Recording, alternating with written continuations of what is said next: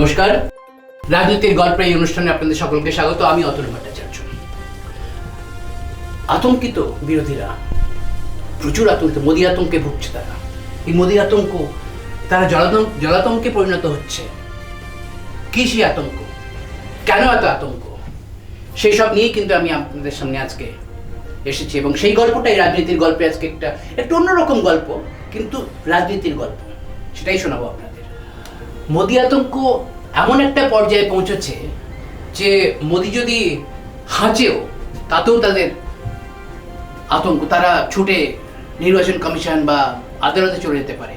তারা বলতে পারে যে মোদী নাকি হেঁচেও নির্বাচন প্রচার করছে।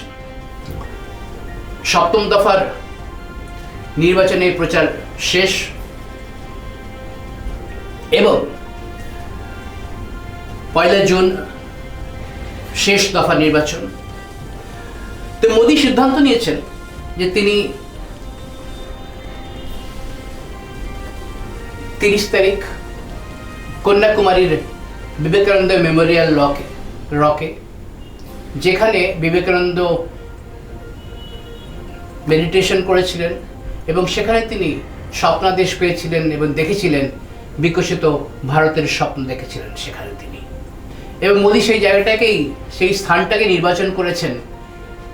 আগামী 45 ঘন্টা তিনি সেখানে ধ্যান করবেন, মেডিটেশন করবেন এবং 45 ঘন্টা মেডিটেশন করার পর তিনি ফেরত আসবেন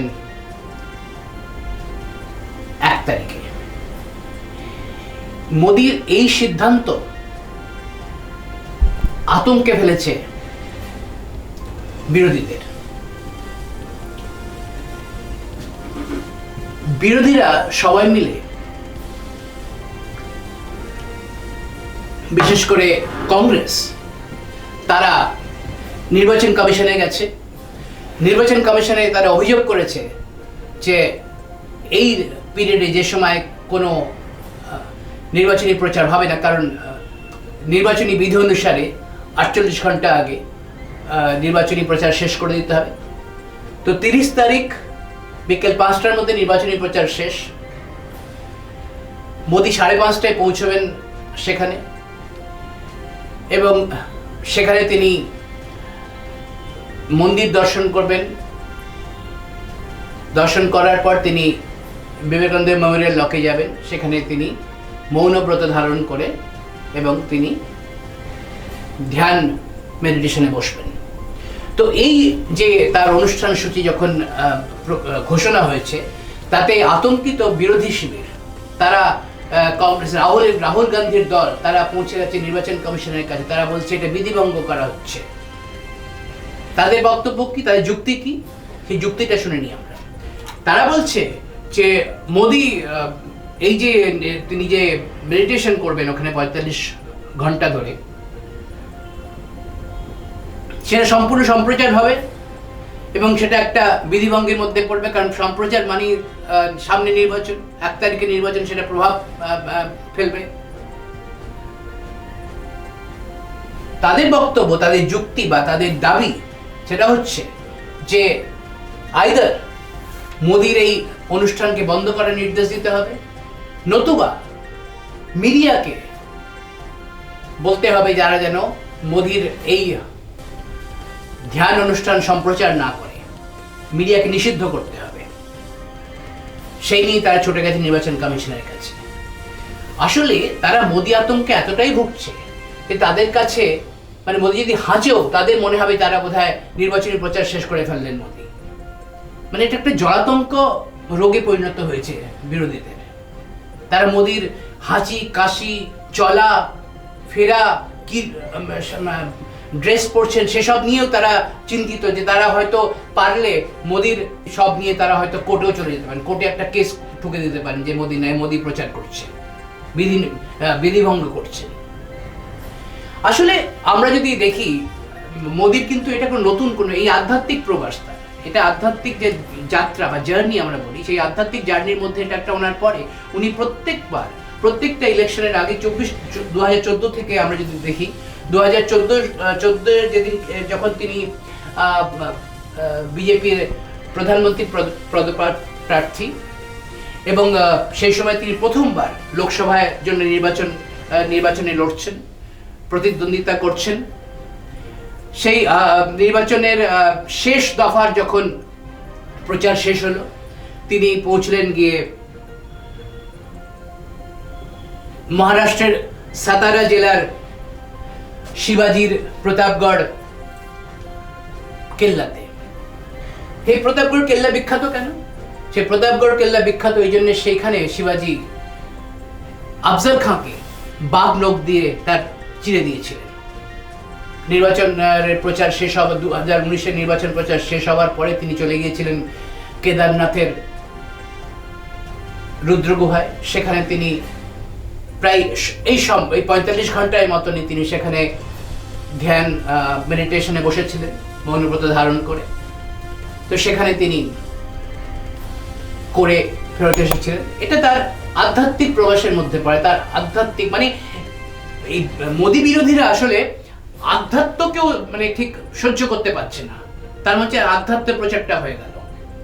শুধু যে রাহুল গান্ধী তাই না, আমাদের মুখ্যমন্ত্রী তিনিও একই কথা বলেছেন। তিনি বলেছেন যে প্রধানমন্ত্রী বিধিভঙ্গ করে প্রচার করছেন, সেটা নির্বাচন কমিশনের দেখা উচিত।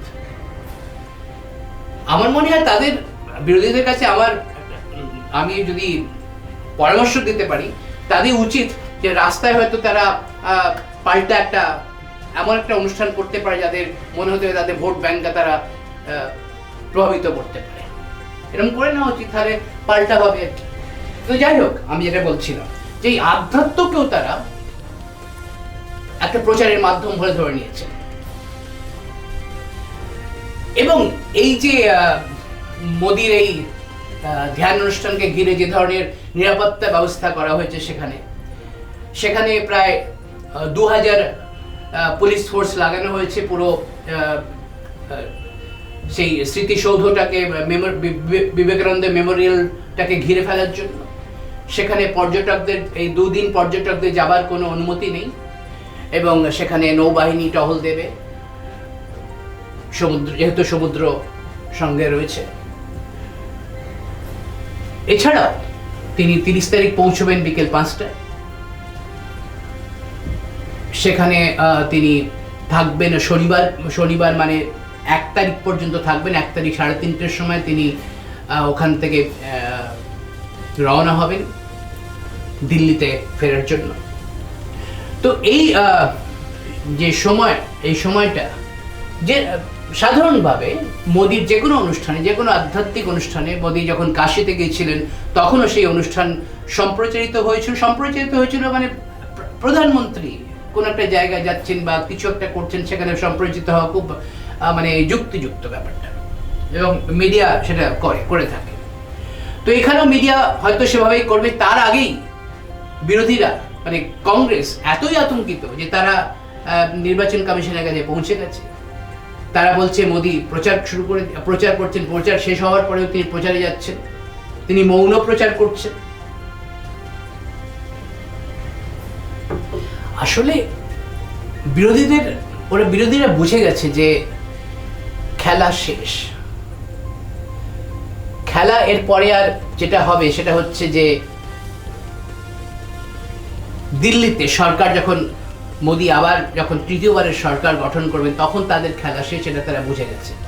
তার আগে যতখানি পারা যায় শেষ দিন পর্যন্ত তারা যাতে মোদিকে কোনোভাবে বেগ দিতে পারেন, সেই চেষ্টাই তারা করে চলেছেন, এখনো পর্যন্ত সেটাই করবেন।